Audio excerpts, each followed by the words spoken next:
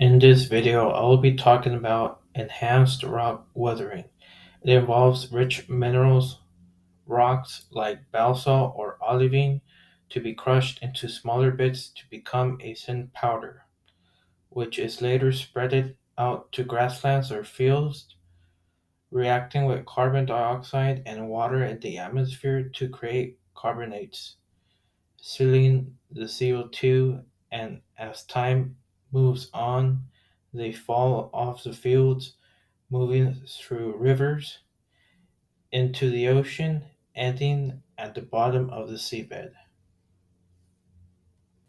One of the companies that have started to use this type of technology is called Ion Carbon.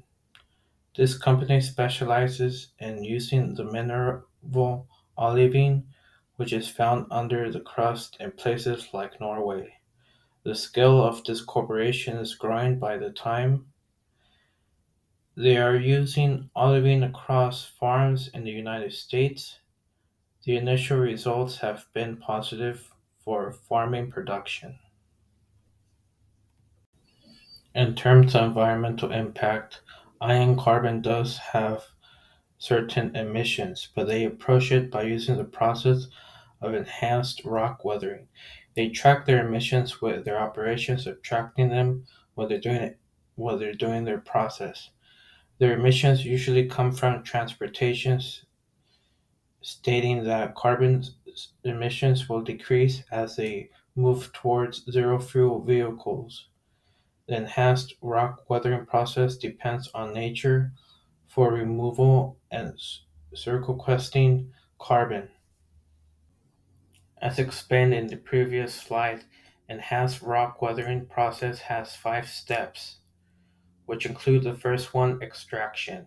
Olivine production comes from Norway with the business partner Sibelco, which uses hydropower in order to obtain olivine with a low carbon footprint. In the second step, Sibelco pulverizes the olivine to the ideal particle size to maximize the benefits for farmers. And the third step, which is shipping, ocean transport the olivine in order to provide a lower carbon footprint, which is better than railing across the U.S. with a train. And the fourth step, distribution, olivine is then transported by rock trucks from the port of New Orleans to farms in the Mississippi. In the fifth step, farmers spread olivine in the fields by using standard tools.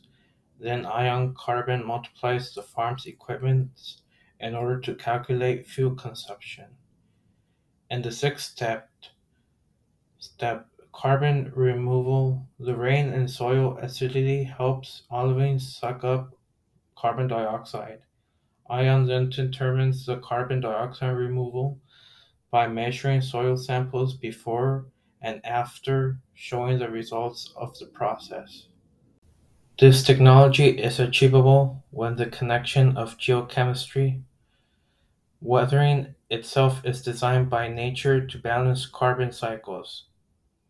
Ion carbon kickstarts the process by crushing up rocks and getting them into the correct place so it dissolves more quickly. On the other hand, enhanced rock weathering is more difficult to measure. In this case, ion carbon examines before and after soil samples, which show a superior level of accuracy in both labs and the environment. But enhanced rock weathering doesn't work everywhere. It needs to meet certain requirements. In order for it to be successful, rocks like olivine are needed, grounds that are able to maintain and enable weathering, and that are warm, wet, and acidic environments.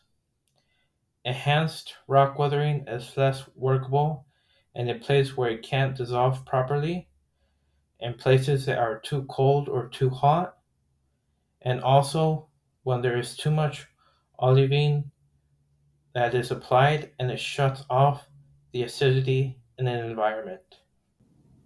For economic viability, the cost of operations for minerals like olivine, its weather rates, accessibility, and costs can vary. Other considerations would include the availability and accessibility to a type of rock and whether farmers are willing to apply that to their land.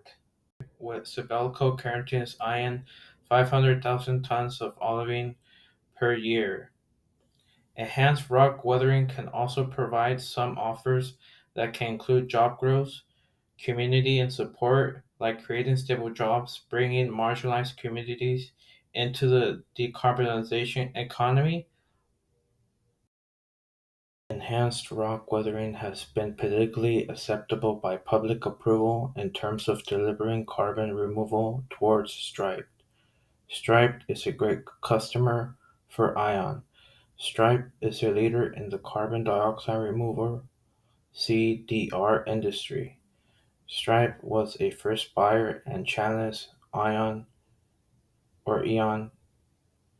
to produce good results financially and socially, including funding and an analysis. With enhanced rock weathering, there could be possible potential impacts, but Eon Carbon has utilized risk exposure methods from the Environmental Protection Agency (EPA) in order to develop regulations. The EPA work shows no apparent risks from applying olivine. Olivine does not pose a threat towards crops, livestock, wildlife, and food. In conclusion, the research project Ion Carbon does give great results for climate change mitigation, but as discussed in the environmental impact slide, there is still some carbon dioxide emissions being produced by ocean and truck transportation. Even though Ion use procedures of the Environmental Protection Agency, the mineral olivine can still pose a risky threat for the health of the crops or the farmers using it.